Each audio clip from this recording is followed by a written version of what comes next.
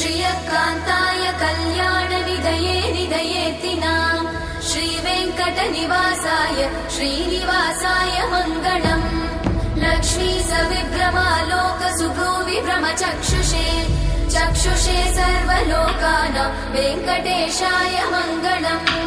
श्रीवेङ्कटाद्रिशृङ्गाग्रमङ्गलाभरणाङ्गये मङ्गलानां निवासाय श्रीनिवासाय मङ्गलम्। सर्वावयव सौन्दर्य सम्पदा सर्वचेतसां सदा सम्मोहनायास्तु वेङ्कटेशाय मङ्गलम्। नित्याय निरवध्याय सत्यानन्दचिदात्मने सर्वान्तरात्मने श्रीमद् वेङ्कटेशाय मङ्गलम्।